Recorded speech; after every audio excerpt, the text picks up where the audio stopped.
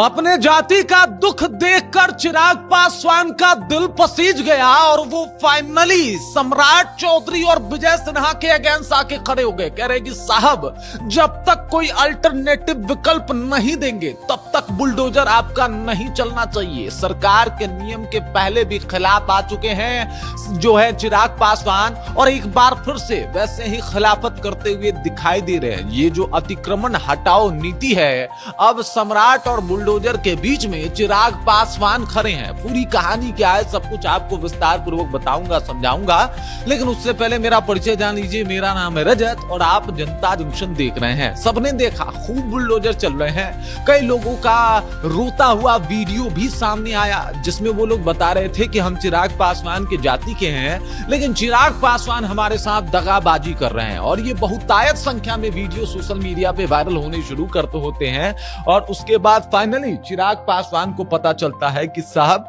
क्या स्थिति है। और अब देख लीजिए चिराग पासवान का माथा ठनका है साहब कि भाई ये जो बुलडोजर चल रहा है, ये बुलडोजर नियम ठीक है कि नहीं है। इन्होंने कहा कि भाई ठंड का मौसम है, कड़ाके की ठंड पड़ रही है, लोग परेशान हो रहे हैं और ऐसे में बिना किसी विकल्प के, बिना किसी अल्टरनेटिव विकल्प के कि भाई जिनका घर टूट रहा है वो कहां पे जाके रहेंगे। अगर ऐसी व्यवस्थाएं नहीं करके उनको हटाया जा रहा है तो साहब ये गलत है और इस तरीके की व्यवस्थाएं हम लोग दे रहे हैं। हालांकि चिराग पासवान ये बात कर रहे हैं, लेकिन ये कितनी व्यवस्थाएं मिल रही है इसका अभी कोई भी जानकारी नहीं है। सबको पता है सम्राट का इन दिनों खूब बुलडोजर चला, देखा गया कि भाई साहब गृह विभाग एकदम अतिक्रमण हटाओ नीति के ऊपर लगातार ताबड़तोड़ काम कर रहा है। उधर विजय सिन्हा लगातार बुलडोजर को अपने उपयोग में ला रहे हैं और इसको लेके कई लोग परेशान भी हो रहे हैं। कई लोगों का कहना है कि साहब हमारा सब कुछ बर्बाद हो गया।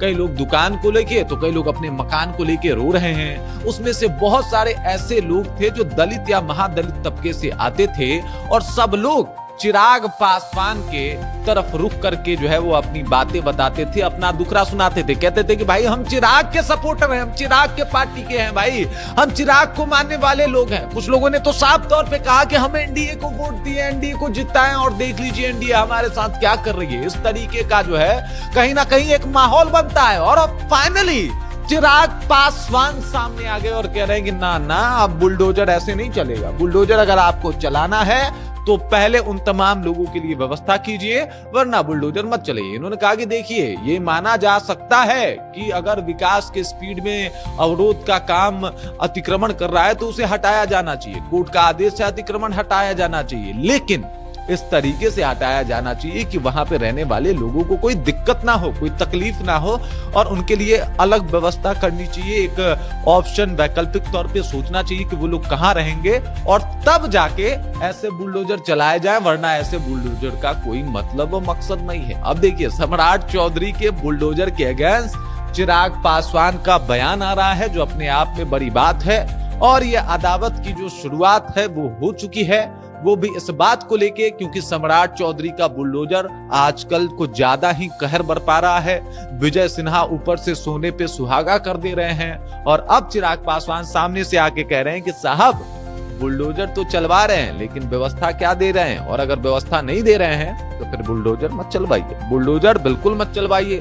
अब दरअसल दलित और महादलित लगातार गुहार लगा रहे थे और फाइनली चिराग पासवान कह रहे हैं कि ना अब ये सब कुछ बर्दाश्त नहीं होगा, ये सब कुछ देखा नहीं जाएगा और अगर जब तक अल्टरनेटिव व्यवस्था नहीं होता तब तक बुलडोजर का कोई औचित्य नहीं है, कोई जरूरत नहीं है। और इस तरीके से कड़ाके के ठंड में टेम्परेचर देख लीजिए क्या स्थिति है, आजकल ठंड कुछ ज्यादा ही बढ़ गया है। ऐसे में अगर कोई अपने दुकान मकान को छोड़ के अलग होता है तो भाई साहब ये चिंता का विषय है। बाकी इस खबर, इस जानकारी को लेकर और जिस तरीके से चिराग पासवान अब सम्राट चौधरी के बुलडोजर के बीच में आके खड़े हो गए हैं, इस बात को लेकर आप क्या सोचते हैं, आपके जहन में क्या कुछ चल रहा है, कृपया कमेंट कीजिए और अपना विचार हम तक पहुंचा दीजिए। बाकी आप देख रहे हैं जनता जंक्शन और मेरा नाम रजत है।